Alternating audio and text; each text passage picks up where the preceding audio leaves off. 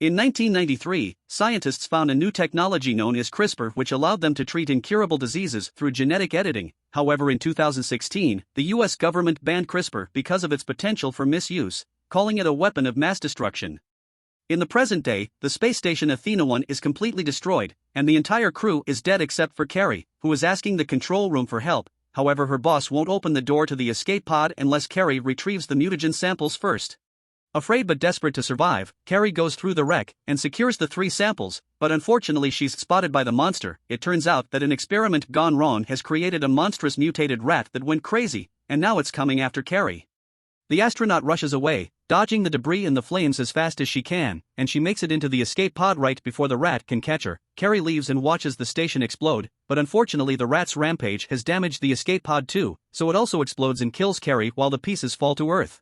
Sometime later, at San Diego Wildlife Sanctuary, primatologist Davis introduces his friend Nelson and 2 new employees to the gorilla enclosure. The newest member, Pavo Gorilla, is quite aggressive and is bothering the females, so Davis uses sign language to calm him down.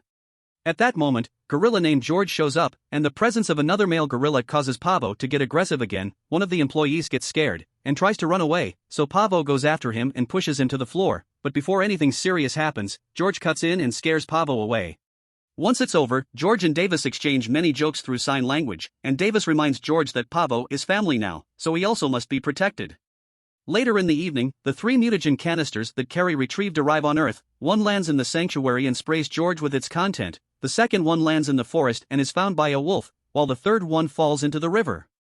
The next day, Davis arrives at the sanctuary to hear bad news from Nelson. George is behaving unusually aggressively, and has broken into the grizzly cage, where he killed a bear. When Davis checks on George, he discovers the gorilla has been wounded by the bear too. George is sad, and he admits he made a mistake and apologizes, but the biggest shock is that George has grown much bigger in size. After that, Davis' team investigates the area, and when they find the canister, Davis decides to keep it for research.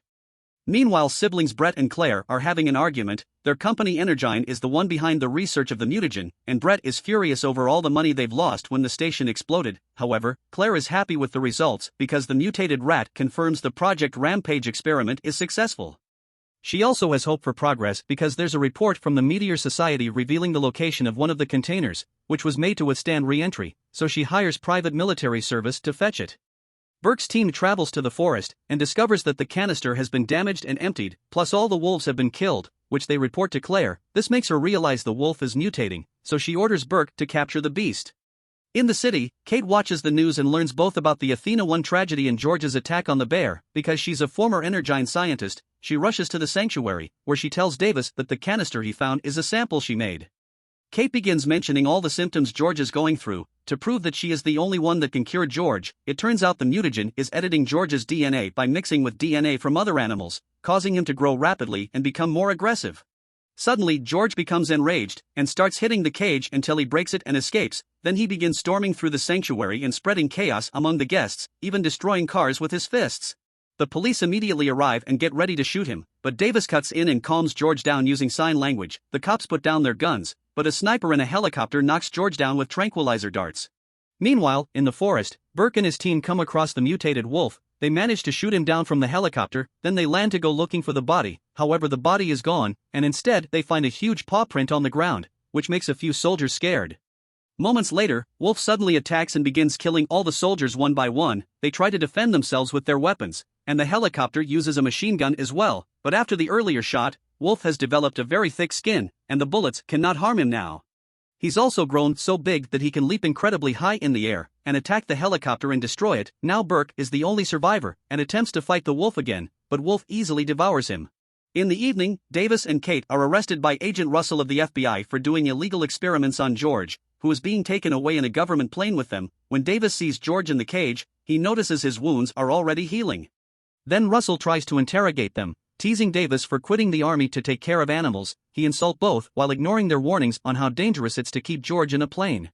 He also reveals that Kate was fired from Energyne 2 years ago after she tried to steal the company's research, for which she spent 13 months in prison. This causes Kate to admit she can't actually cure George, and now Davis doesn't trust her anymore.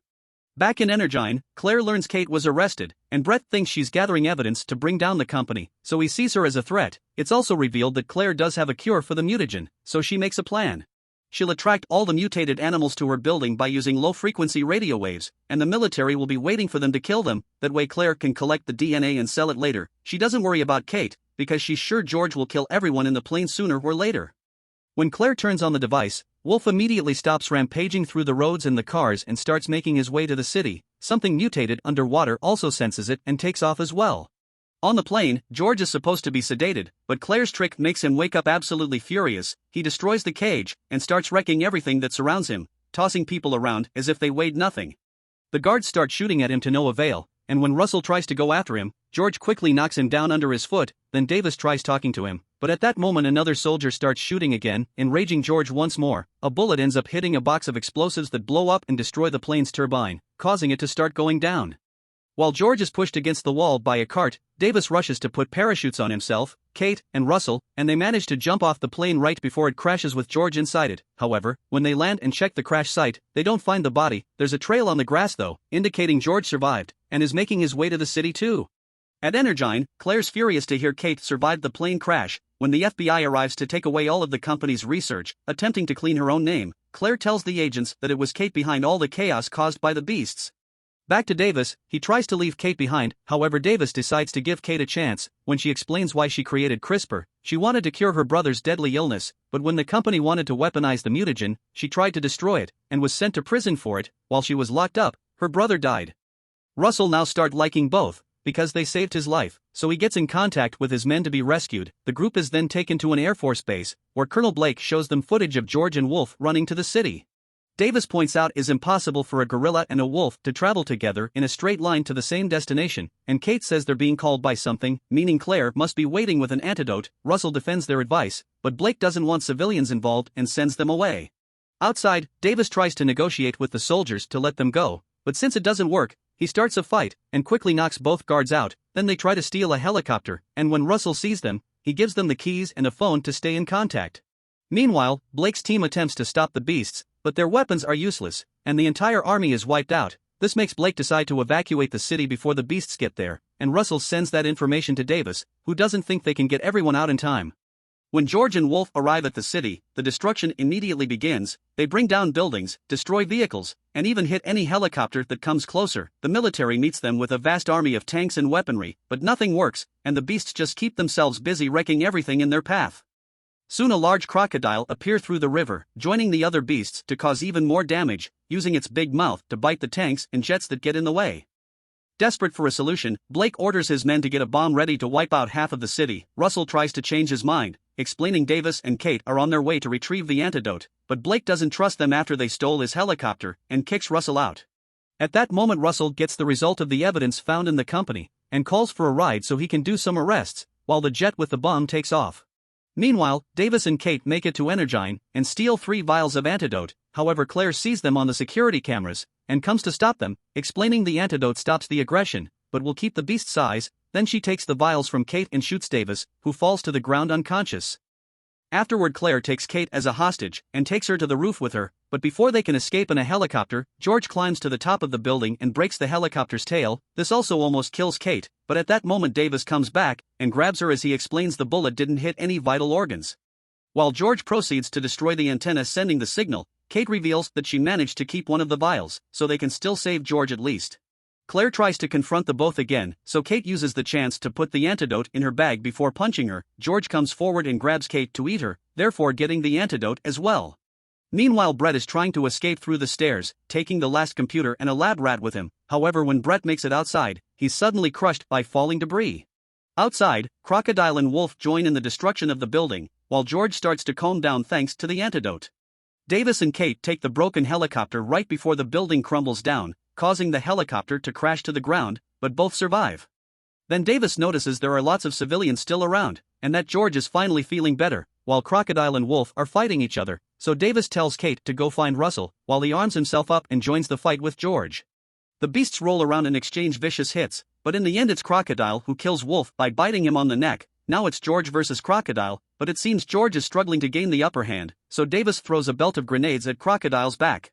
Unfortunately, Crocodile has grown very powerful, and the grenades don't do much damage. Crocodile recovers quickly and throws George against a building, causing a steel bar to go through the gorilla's chest. Then Crocodile tries to come closer to finish him, But Davis comes through and uses as many weapons as he can take from the helicopter to distract the crocodile. Crocodile falls for it and begins going after Davis, almost killing him. However, George takes the steel bar and jumps in the air to stab Crocodile in the eyes, finally ending the fight. Blake notices the deaths on the screens and decides to abort the airstrike mission, accepting George is on the good side. Unfortunately, George passes out after winning, and Davis has to take a moment to grieve his best friend. But when he's about to leave, Davis notices some twitching and realizes George is just messing with him. The gorilla offers his middle finger before Davis and he share a fist bump. Now Davis' next mission is to find a place where they can place George. Subscribe for more videos like this, turn on notifications, and leave a like to help the channel out. Thank you for watching.